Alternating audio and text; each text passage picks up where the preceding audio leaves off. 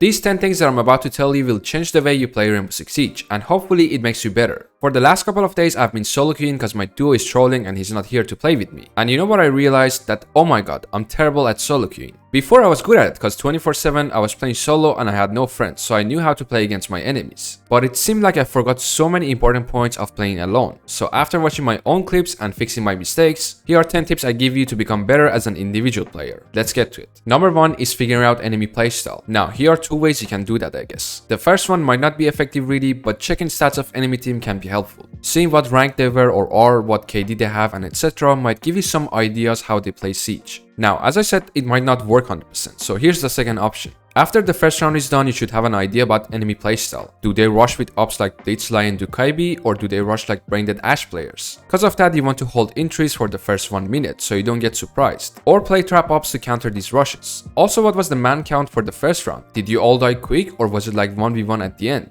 Which area of the map did they take? Were they coordinated? Were they playing actual good operators or no, just Warden and Torn running around? So after considering all of this, you can get some ideas on how to play against your enemies. Then it's time for you to adapt and play in a different way against those players. You might have to hold spawn picks for 1 minute because they just run out, or you might have to play with strategies. So make sure to check these things every time you play rank because it can be the key to winning games. Number 2 is related to number 1. Find the balance. You should know when to play aggressive and when to play passive. Sometimes you gotta slow it down, drone for a wall, take one room and hold an angle. And sometimes you gotta go fast for the execute, cause there are 2 guys left and one of them is down below. I see some of you hold the angle for like 2 minutes, but there's no need at all. You can just push faster and take the gunfight against 1 guy, but because you stall and wait, then you have to take the gunfight against 2 guys instead of 1. Now I was talking mostly about the tag, but we have the same thing on defense. If it's 2v4, you can't just sit back cause the enemy team will pinch you from everywhere, and then you're locked on side. So try to make it 2v2 immediately and then switch to passive mode and hide behind the wall. On the other hand, it's 3v1 or 2v1. Just play passive. Do not overpeak or do anything stupid, cause you might throw the winning round. I have mentioned this before, but it's super important. It shows if you have a good game sense or not. Playing with team or off team. The choice is up to you. In the clips I'm showing you, you can see my teammates are pushing hookup, but I decided to push VIP because the enemy team's focus is on those guys, not me on VIP side. So that's why I'm able to push in fast with less droning and get a kill on Echo who's distracted.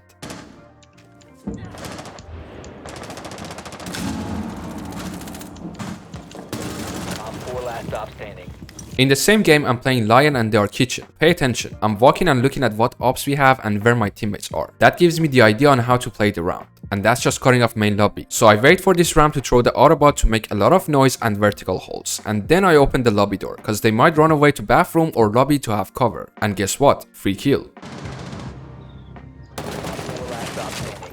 On the other hand, sometimes it's better to stick with your teammates and don't go anywhere far. You can help them open wall, get some control or some kills. So it's up to you which one you want to do, but choose wisely. One's playing behind bakery and Kate is... Try the prep.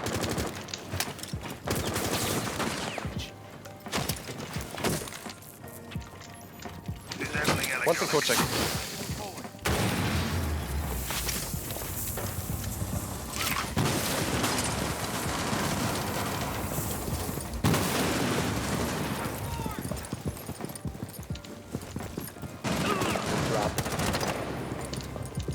Number 4 is play simple, don't complicate things. This is something I noticed in my own play when I was solo queuing. I was thinking too much about where to push or what strategy I should do. Okay, let's play Ying and flash everyone in this room and then use our smokes to cover this hall. No, that's too much. Then I looked at my teammates and they were doing the most stupid thing, and guess what? Easy kills for them, but I was getting slammed by 10 IQ bug player who has spider sense to look up for a flank with no cam. Now, I'm not saying to not be smart and do these plays, but know who you are playing against. Sometimes playing simple and doing the stupid thing is how you can win against your enemies. Siege is about basics, and yet it can be complicated. Moving on to number 5, I want to mention another important point, which is refragging. Still, after all this time, I see players who stay back and play by their own. Why? I mean, all good, you want to kill, but you can get that and also win the game, because if you stay right behind your teammate, then your enemy has to deal with 2 guys rather than 1. And even if one of you die, you still get control of that area. For those of you who confuse it with baiting, what you do is baiting, which is not taking map control and letting your teammates play 1v1 rather than 2v1s. Now, this whole refragging thing might not be really obvious for some players. I agree, you kinda need a high game sense, but once in a while, try your best to see where your teammates are. Look at kill feeds, listen to gunshots. Don't just see what's in front of you, but what's happening everywhere. Here are some examples of refragging. 4 last stop standing. Cocked You up. must recover the diffuser. Can you push? Can you push? Can you push? The diffuser has been secured. 15 seconds left.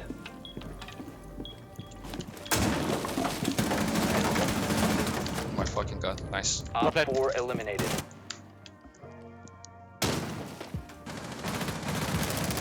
Four, last operator standing. Op 4 is defusing a bomb. You need to disable their diffuser. Just wait. We go together, okay? Diffuser located. Disable it. Go, go, go. Shared intel.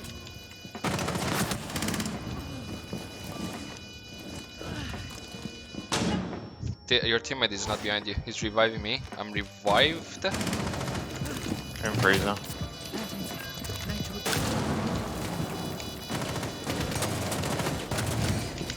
Number 6 is something most of you are doing, and that's a huge mistake. Playing for kills. Not gonna lie, I was doing the same thing these last couple of days, and what was the result? Playing worse. I had 0.9 KD and I was like, alright, let's try to higher up the KD. I put most of my focus into that, so if I had to work on playing with team or figuring out enemy playstyle, I couldn't, cause I was thinking about getting more kills. And here comes the worst part. Every time I died, I got more worried and lost my focus on the whole game. I didn't even know how to play Rainbow Six Siege anymore. This mindset is terrible. What you want to do instead is only focus on the game itself. What do you have to do in order to win? You might have to play passive, you might need to play smoke and hold side, but trust me, if you just play simple and smart and do the basics, the kills will come to you. All of a sudden you look at the scoreboard and what? You have 7 kills and 3 deaths. That's really good for improving KD, and then you become more confident and play better and more consistent. Number 7 is self-accountability. Now, we all can just blame teammates for not droning or not helping you to open the wall. Yes, the map you're playing is shit and all, or the enemy team is rushing all the time. But are you winning your 1v1s? That's the real question. Are you doing what you have to do? Did you get the kill against the guy you were up against? What about next 1v1 you got into? So this is more about you. Imagine if you won every gunfight you got into, at least 80% of them. What would happen then? Then you wouldn't have to blame your teammates or the map. Here's the difference. I lost this 1v1. It's my shot. I can win it and probably win the game, but I lost.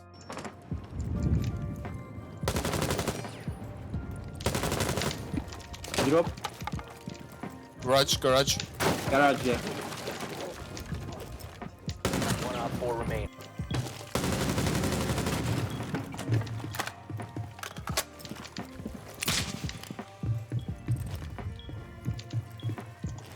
Seconds remaining. 10 seconds. Right. It was all in my hands and yet I didn't clutch, but here's another clip. It's 1v1 again and I win it, and at the end we win the game. Diffuser is online and active. Down to one friendly.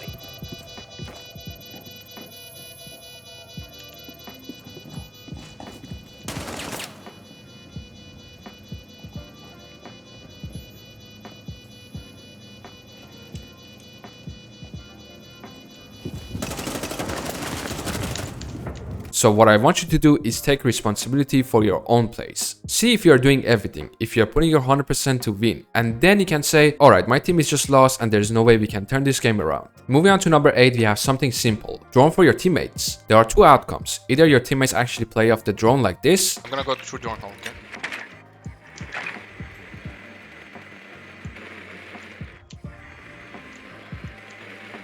He's coffee. Close, double door, inside, kitchen. Trash. Nice. Op 4 neutralized. Mission successful.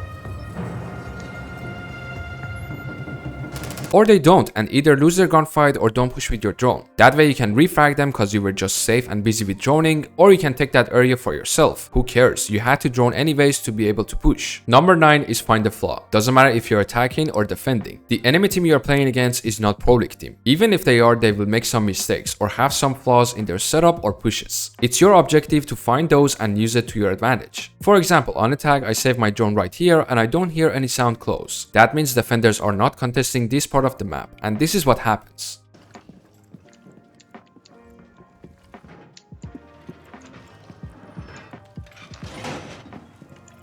You have looked.